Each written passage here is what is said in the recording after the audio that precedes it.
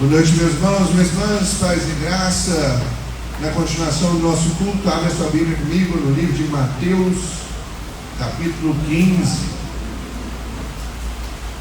Mateus, capítulo 15, a partir do verso 1. Mateus, capítulo 15, a partir do verso 1. Aqueles que nos visitam, sejam muito bem-vindos. A igreja está de portas abertas para recebê-los.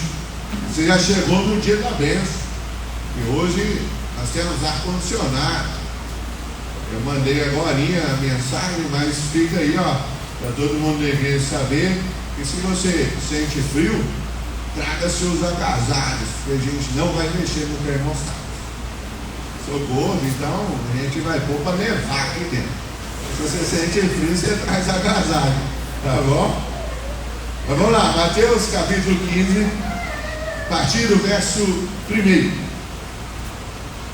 Então vieram de Jerusalém a Jesus alguns fariseus e escribas e perguntaram: por que transgridem os teus discípulos a tradição dos anciãos, pois não lavam as mãos quando comem? Ele, porém, lhes respondeu: porque transgredis vós também o mandamento de Deus por causa da vossa tradição. Porque Deus ordenou: honra teu pai e tua mãe. Quem maldisser a seu pai ou sua mãe, seja punido de morte. Mas vós dizeis: se alguém disser a seu pai ou a sua mãe, é oferta ao Senhor aquilo que poderias aproveitar de mim, e esse jamais honrará seu pai ou a sua mãe. E assim, invalidar-se a palavra de Deus por causa da vossa tradição. Hipócritas, bem profetizou Isaías a vosso respeito, dizendo: este povo honra-me com os lábios, mas o seu coração está longe de mim, e em vão me adoram, ensinando doutrinas que são preceitos de homens.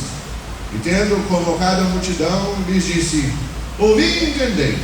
Não é o que entra pela boca que contamina o homem, mas o que sai da boca, isto sim contamina o homem. Então, aproximando-se dele, os discípulos disseram: sabe que os fariseus, ouvindo a tua palavra, se escandalizaram? Ele, porém, respondeu: toda planta que meu Pai Celestial não plantou será arrancada. Deixai-os, são cegos, guias de cegos. Ora, se um cego guiar outro cego, cairão ambos no barranco. Então lhe disse Pedro: explica-nos a parábola. Jesus, porém, disse: também vós não entendeis ainda? Não compreendeis que tudo que entra pela boca e desce para o ventre e depois é lançado em lugar escuso? Mas o que sai da boca vem do coração, e é isso que contamina o homem. Porque do coração procedem maus desígnios, homicídios, adultérios, prostituição, furtos, falsos testemunhos, blasfêmias. São essas as coisas que contaminam o homem. Mas o começo em lavar as mãos não contamina. Só tem. Chegamos a Mateus capítulo 15. E Mateus capítulo 15 vai tratar para nós sobre o coração do reino. Ele já tem falado todo o evangelho de Mateus aqui até agora. E a gente tem percebido que Jesus tem sempre enfatizado a natureza do reino, que esse reino é o reino dos céus, que o reino chegou para nós, e que existe aqui nesse reino diferenças de corações, por assim dizer. Nós temos no reino aqui e agora, que Cristo reina, corações são diferentes. Nós temos corações que são de fato aqueles que acreditam no único Rei Jesus, e os corações que são contrários a esse reino. O povo do mundo não acredita em Cristo Jesus. E então essa diferença de corações a gente vê aqui, desde quando Jesus começa as suas pregações lá em Mateus capítulo 5, ele vem mostrando isso, falando: os bem-aventurados, coração certo, o cara que constrói a sua casa na rocha é o coração certo. Aqueles que se estreitam, se apertam no caminho estreito e na porta estreita, o coração certo. Quanto aos outros corações errados que vão para a perdição, o coração dele vai na porta mais larga, no caminho mais fácil, na estrutura feita na areia e por aí vai. E Jesus então vem enfatizando a natureza do reino, alguns capítulos atrás, contando como isso desenrola, falando que era uma pequena semente de mostarda que é plantada e de repente vira uma grande árvore e se expande para todos os lugares. Ele começa a fazer milagres, provando que ele de fato é o rei, Então ele anda por sobre as águas, acalma tempestades, cura enfermos, multiplica pães e peixes, mostrando que ele tem poder sobre tudo que rege o mundo. Então ele tem poder sobre o mundo material, ele tem poder sobre o mundo espiritual, ele tem poder sobre a saúde, e ele tem poder sobre a natureza. Então ele tem poder sobre todas as coisas. Só que mesmo mostrando tudo isso, os fariseus e o povo que acompanha ele começam a questionar ele a respeito das coisas que ele está fazendo. Até quando ele expulsa um demônio, os próprios fariseus falam: ei, vocês não estão expulsando demônio, vocês estão expulsando na força de um demônio mais forte. Você está expulsando em nome de Beelzebub. E os fariseus começam a contrapor os ensinamentos de Jesus. Aqui, ó, a gente chega aqui no capítulo 15 e os fariseus estão no mesmo objetivo: tentar derrubar esse Jesus que está fazendo milagres e coisas maravilhosas demais, né? Quando a gente olha aqui, ó, se você percebe já no verso primeiro, a gente tem uma coisa muito interessante, que fala que esses fariseus que vêm perguntar a Jesus, eles não estavam ali na região. Se você lembra, se você volta o capítulo 14, se você acompanhou a pregação dos domingos passados, a gente, Jesus tinha recebido a notícia da morte de João Batista, tinha se afastado um pouco, chegou do outro lado, o povo estava lá, ele viu que o povo estava perdido, precisava de compaixão, multiplicou pães e peixes, alimentou o povo, despediu o povo, andou por sobre o mar, para chegar no barco lá dos discípulos. Chegou no barco dos discípulos, quando ele desce lá, exatamente do barco novamente, aparecem pessoas, e aí você percebe que eles vêm de Jerusalém, eles não estão ali. É tipo uma comissão de averiguação de fatores para saber se Jesus está dentro da lei. Seria mais ou menos isso. Então, olhando para isso no nosso sermão de hoje, nós vamos tratar dois ensinamentos apenas. O primeiro é a gente entender a supremacia da palavra de Deus. O coração do reino mostra que a palavra de Deus tem que ser o centro desse reino. E a palavra de Deus é o próprio Cristo, como diz o Evangelho de João, capítulo 1. Que no princípio era a palavra estava com Deus, e a palavra era o próprio Deus. Então Cristo é a palavra e Ele é o centro do reino, Ele é o coração do reino. Ele é o que faz esse reino funcionar. Meus irmãos, lembrando que esses textos aqui, ó, são mandados para você no resumo semanal, e não dá para eu ler em 30 minutos aqui com as pregações. Então é função sua, no dia do Senhor, que você já estudou o quarto mandamento, pegar esses textos que estão ali, ó, e durante o domingo ler todos os textos, tá? Se você não faz isso, você está quebrando o quarto mandamento. Mas vamos lá, supremacia da palavra. Acompanhe a partir do verso 1 de Mateus capítulo 15. O texto fala assim, ó: então vieram de Jerusalém a Jesus alguns fariseus e escribas e começam a questionar Jesus. Ó, Jesus, por que transgridem os teus discípulos a tradição dos anciãos? Pois os teus discípulos não lavam as mãos quando comem. Vamos lá. O que ele está contrapondo aqui? Existia uma tradição, e a tradição humana dos anciãos, como eles mesmos dizem, que era necessário que o judeu, antes de comer, deveria lavar as mãos.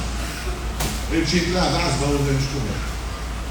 Só que isso foi uma normativa que foi dada a princípio para o sacerdote.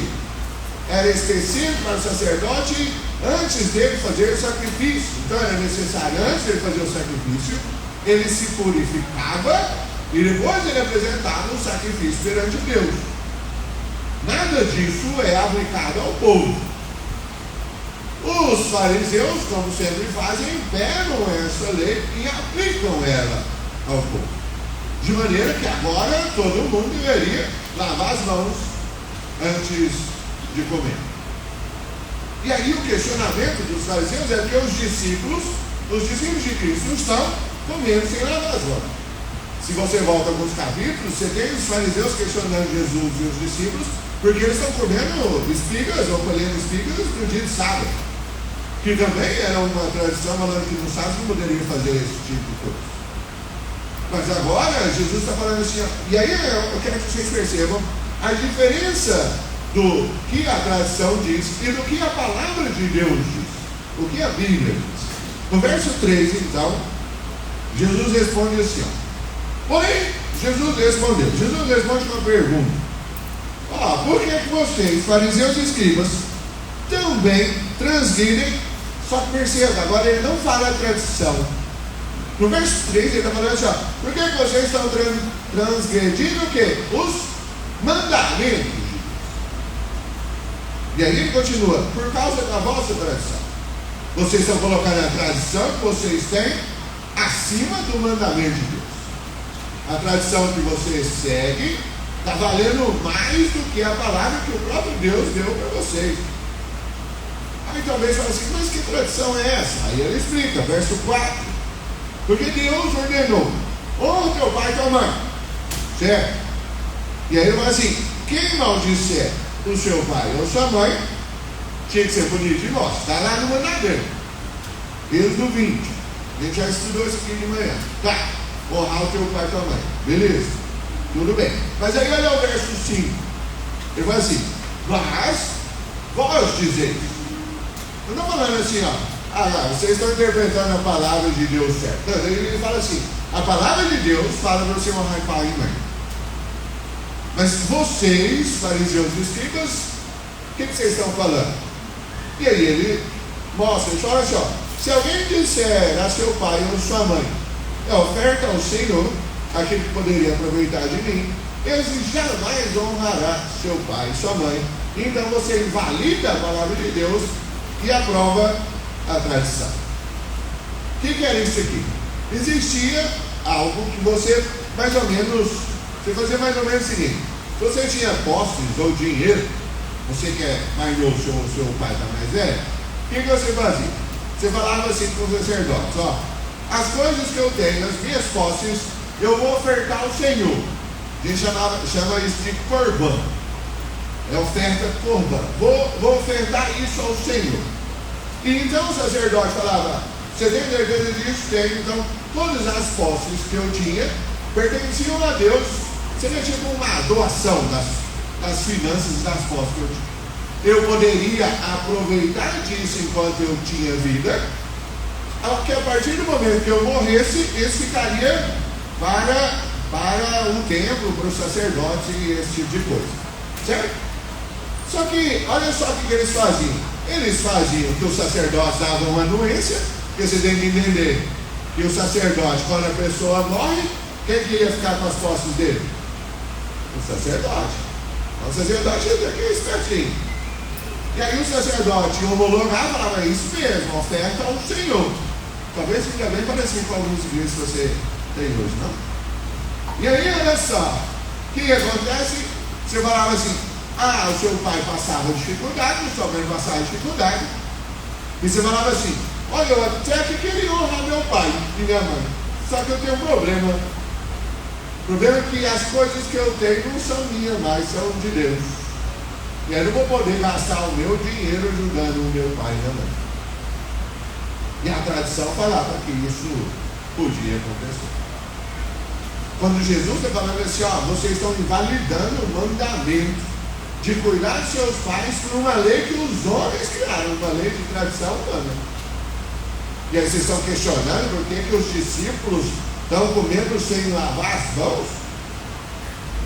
E por isso, então, no verso número 7, Jesus chama eles de hipócritas. Hipócritas. Se você não sabe, o hipócrita aí é um cara que veste máscaras. Hipócrita é o sentido de uma pessoa que diz ser alguma coisa e não é. É como se você colocasse uma máscara, entendeu? Os fariseus estão pagando de ser santos, só que na verdade eles são pecadores. Nós estamos dando para o Senhor, mas na verdade eles estão invalidando a palavra de Deus para poder viver na tradição deles. E por isso Jesus fala, hipócritas. E aí volta, perceba o verso 7, ele fala assim, bem profetizou Isaías a vosso respeito. E Jesus cita o quê? A palavra de Deus de novo. Enquanto os fariseus e escribas estão falando do seu achismo, Cristo está citando a própria palavra. E ele fala: Isaías falou de vocês. E o que ele disse? Verso 8 e 9 ali, ó. Esse povo honra-me com os lábios, mas o seu coração está longe de mim. E em vão me adoram, ensinando doutrinas que são preceitos de homens. Ele fala: não, essa galera aí está achando que está me adorando, mas não está. Está achando que está fazendo sacrifícios, mas isso não é nada. Quando a gente vai para o livro de Oséias é bem claro de falar que Deus não quer sacrifício, que Deus quer um coração quebrantado. Porque não adianta de nada você dar sacrifício se seu coração não está no lugar certo. Eu falo isso aqui para vocês. Eu brigo com um cara todo mês. Ele dá oferta na igreja. Todo mês. E todo mês eu falo que nós não queremos o dinheiro dele. Por quê? Porque a gente não quer o dinheiro dele. A gente quer que ele venha também. E ele não vem. Mas ele manda o dinheiro. E todo mês eu falo que a gente não precisa do dinheiro. Na cabeça das pessoas lá fora, se você dá uma oferta, se você dá um dinheiro, se você faz um propósito, se você faz um jejum, se você faz qualquer uma dessas coisas, você pode tratar Deus como se fosse uma varinha mágica que vai executar as coisas que você faz. Lendo engano, Deus não funciona desse jeito. E aí o texto é bem claro, Jesus é bem claro, fala assim: ó, em vão vocês me adoram. Vocês estão criando estruturas e tradições para que o pecado seja aceitável. Mas a palavra de Deus ela é bem clara. O que é pecado é pecado. O que está errado é errado. Pronto, acabou. Isso não pode ser diminuído. Martinho Lutero, quando foi chamado perante a Igreja Católica para retratar a sua fala da reforma, ele diz assim, ó: a menos que eu seja convencido pelas Escrituras e pela razão pura, não aceitarei a autoridade dos papas e dos concílios, pois eles se contradizem. Minha consciência permanecerá cativa à palavra de Deus. Não posso e não retirarei coisa alguma, porque ir contra a própria consciência não é certo nem seguro. Deus me ajude e amém. Você lembra, Martinho Lutero, dia 31 de outubro, prega nas portas da Catedral de Wittenberg, 95 teses, falando coisas que a igreja deveria mudar, porque tinha saído muito das Escrituras. Fazia culto aos mortos, culto de feras, purgatório. Doutrina que você, cada vez, como diz a musiquinha do John Texel, o grande vendedor de indulgência, cada vez que a moeda tilintasse no balde, uma alma saía e ia para o céu. E Calvino, Lutero falava: esse negócio está errado, não é assim que funciona. A justificação é pela fé, a salvação é pela fé, mediante a graça de Deus em Cristo Jesus, e não é obra humana. E o Papa chega e fala assim: ele quer para com essa loucura fluir. Ou você retrata e aceita a tradição, ou você está excomungado da igreja. E aqui é a resposta de Lutero: a menos que você, Papa, concílio, mostre pela própria palavra de Deus que o que eu estou falando é errado, e eu não vou aceitar. E aí, claro, a gente vê que a tradição fica lá e Lutero é excomungado. Mas é na excomungação de Lutero que a igreja começa a voltar às linhas bíblicas. Então, a supremacia da palavra é o ponto importante para as nossas vidas. E o segundo, corações puros. Um coração puro é um coração que agrada a Deus. Olha a partir do verso 10 do nosso texto. E tendo convocado a multidão, lhes disse: ouvi e entendei. Não é o que entra pela boca que contamina o homem, mas o que sai da boca, isso sim contamina o homem. Então, aproximando dele, os discípulos disseram: ei, Jesus, para aí um pouquinho. Você está sabendo o que você está falando? Está escandalizando os fariseus? Os discípulos estão meio com medo dos caras, porque os fariseus e os escribas eram um posição de destaque da sociedade. E Jesus chama eles na cara dura de hipócritas. Fala aí, vocês são tudo duas caras. E os discípulos: opa, calma lá, Jesus, esses caras têm poder. Está escandalizando eles.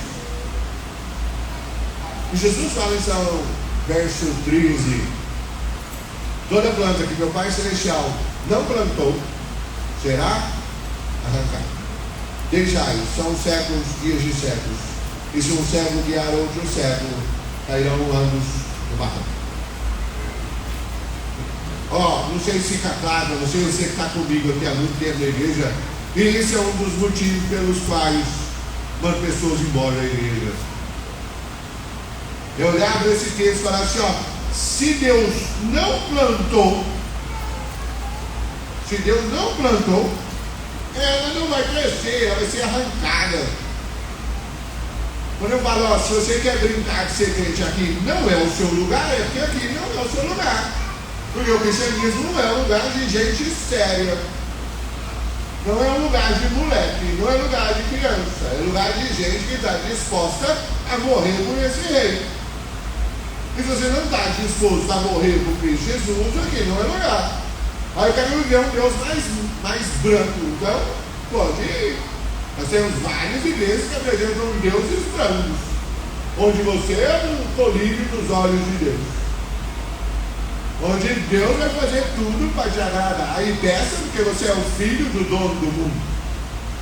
Mas a Escritura é bem clara que se tiver no propósito de Deus matar você ou te dar um câncer, você vai receber isso e vai dar glórias a Deus por ser digno de sofrer no nome desse Senhor que você serve. Agora a questão é até que ponto a gente está disposto a viver isso aqui. Se quer viver um cristianismo mais ou menos, você vai viver um cristianismo mais ou menos. Agora, se você quiser viver um cristianismo bíblico, o padrão é muito mais em cima. E só vai vivenciar o padrão bíblico aqueles que foram plantados pelo próprio Deus. Por isso que a gente vai perceber que aqueles que saem, realmente saem. E para eles, é isso. Por quê? Porque não foram plantados. Como diz o texto de Deus, nunca foram dos nossos. Então não adianta, eles não são dos nossos. Mas aqueles que são dos nossos vão permanecer. E vão passar dificuldades. E vão lutar contra o seu pecado. E vão sofrer, sim. Mas não vão desanimar em momento nenhum. O texto continua, verso número 15, Pedro falando assim: explica essa parábola aí, que significa? Jesus fala, verso 16: vocês não estão entendendo? Vocês não estão compreendendo o que eu estou falando? Não é as coisas que entram pela boca que contaminam o homem. Porque o que você come entra pela boca, vai descer e vai para o lugar escuso, para o vaso, para a fossa. O que contamina o homem não é o que você come. O que contamina o homem é o que sai de dentro de onde? Do seu coração. Se você tem acompanhado, Mateus está falando sempre reinos e corações. Reino do céu e corações. Aqui eles dizem de novo, coração. O que contamina o homem é o coração. Lembra, sacrifícios não são aceitos se o seu coração não está certo. O coração tem que estar certo. A adoração não é aceita se o seu coração não está certo. Se o seu coração não está certo, nada. Nós publicamos um livro aqui chamado Guarda o Seu Coração. Você deveria ter lido ele. Foi uma das primeiras publicações que a gente financiou. Guarde o seu coração, porque deles procedem os tesouros da vida. Teu coração é a coisa mais importante. Tem outro livro que eu já falei, não sei, chamado Joia da Alma. Sua alma é um grande diamante, assim, ó, mega valioso, grandão, de valor infinito. E aí você está andando na rua e vê um pé de manga, sei lá, goiaba, fruta que você gosta. Então você pega aquela pedrona que é o diamante da sua alma e joga ela em troca de coisas passageiras, e desperdiça sua alma por uma manga, por uma goiaba, por coisas que estão aqui hoje e amanhã vão embora. A gente tem que entender o valor da nossa alma, o valor do nosso coração, porque é um coração puro que agrada a Deus. É o coração puro que faz diferença. É do coração que sai todo tipo de maldade, pecados, versos 19 e 20. Maus desígnios, homicídios, adultérios, prostituição, furtos, falsos testemunhos, blasfêmias. Todas essas coisas são que contaminam o homem. Mas não que você come sem lavar a mão. O que Jesus está ensinando é: ei, fariseu, o problema não é lavar a mão. O problema é o coração.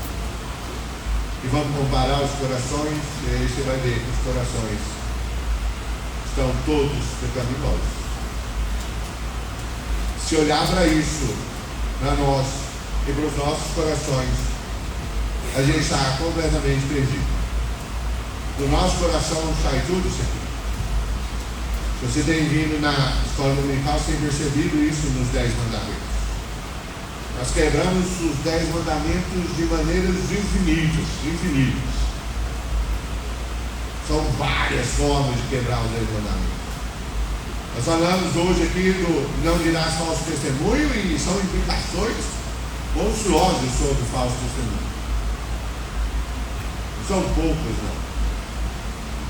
E nós quebramos os mandamentos atrás de nós. Baseado nisso, não há solução na nossa vida. É fogo, punição e inferno por toda a eternidade. Para nós, sem esperança. Mas quando a gente olha para Cristo Jesus, e se nós somos plantados por Deus, aí sim muda. Porque aí essa planta, por menor que seja, ela começa a crescer. E ela é nutrida no próprio Deus. E ao ser nutrida, ela vai desenvolver. E ela vai ficando cada vez maior, mais robusta. E então ela começa a produzir frutos de arrependimento. E aí começa assim a perceber que aquela planta é uma árvore que dá bons frutos. Bons frutos de arrependimento. E aí a gente sabe que aquela árvore é uma boa árvore. Mas a gente tem que perceber que ela tem que ser plantada por Deus em Cristo Jesus. Não diz respeito à força do seu braço ou de você querer alguma coisa para ser salvo. Não vem de você. Salmo 1 fala isso, quando fala que é como uma árvore que é plantada nos ribeiros de água. É uma árvore que está morrendo no deserto, eu e você mortos no deserto. E não vem alguém de fora, e esse alguém de fora é o próprio Deus. Pega a gente, planta a gente no ribeiro de água. E desse ribeiro de água saem rios de água viva. E essa água viva passa dos nossos raízes, e então gera vida na gente que está no mundo. Se não for por Cristo Jesus, não tem como eu e você sermos salvos. Eu e você temos que entender que o reino de Cristo chegou. Ele reina. Ele reina sobre todas as coisas. Mas a prioridade e o centro desse reino é a palavra, o próprio Cristo. E ele, mediante a sua palavra, transforma corações sujos e corações quebrados em um coração perfeito e correto. O que a gente faz com esse texto? Primeiro de tudo, nós estamos falando que o centro do reino é a palavra. Então, priorize a palavra de Deus. Todo domingo eu vou falar isso aqui para vocês. Não vou falar que eu vou perder os cabelos, que eu já estou perdendo. Mas todo domingo eu falo isso para vocês. Vocês têm que ler a Bíblia. Não tem como ser crente se você não vai ler a Bíblia. Você tem que ler a Bíblia. Gente, a gente manda os resumos semanais. Gente, eu não quero fazer essa pergunta, mas responde aí no coração seu aí. Você lê os resumos semanais? Você lê todos os textos que estão lá? Todos? A gente manda um resumo. Quando o culto é dentro da igreja, na terça-feira eu mando resumo. Todo domingo de manhã tem resumo. Todo domingo à noite tem resumo. Com um monte de texto. E a pergunta é: você lê? Não lê. Não lê. São poucos os que lê. Poucos. E aí como é que a gente quer conhecer um Deus que a gente não se importa em conhecer? Como é que você quer que Deus trate você como prioridade se você trata Ele como secundário? Segundo, examine tudo à luz das Escrituras. Você sabia se eu, como pastor, que estou te enganando nessa noite, se esse texto, Mateus capítulo 15, está sendo interpretado da maneira correta ou não? Você precisa chegar em sua casa e estudar esse texto. Vai pegar ele lá, capítulo 15, verso 1 a 20, e ler e estudar esse texto. E aí a pergunta que eu faço é: você faz isso durante a semana? Toda pregação você pega o texto e estuda? Então você já não está priorizando a palavra de Deus. Terceiro, confesse e purifique suas intenções perante Deus. Você pode mentir para todas as pessoas, mas para Deus não tem como. Deus conhece os nossos corações. Deus sabe o que você está pensando. E avalie a sua vida, não pelos outros que estão ao seu redor. Avalie a sua vida baseada na Bíblia. Porque quando você olha para um lado assim, você tem um pecador e ele é tão pecador quanto você, você vai assim: eu estou bem melhor porque eu tenho que ele é pecador. Nossa lá, aquele lá é todo lascado, eu estou bem. Aquele lá é fofoqueiro, eu só xingo, então eu estou melhor. Né? Então estou tranquilo. Não, avalia sua vida pela palavra. Se a palavra fala: será que eu estou bem aqui? E aí quando você olhar a palavra, você vai ver que você não está. Feche os olhos, vamos orar. Quero chamar a equipe já para subir, cantarmos o hino final também. Pai amado, nós nos colocamos na Tua presença e agradecemos mais uma vez a Tua palavra. Agradecemos porque o Senhor fala conosco nessa noite. Agradecemos porque o Senhor derrama a Tua graça sobre nós. Nós rogamos que o Teu Santo Espírito frutifique essa mensagem nas nossas vidas, nos nossos corações, transforme cada um de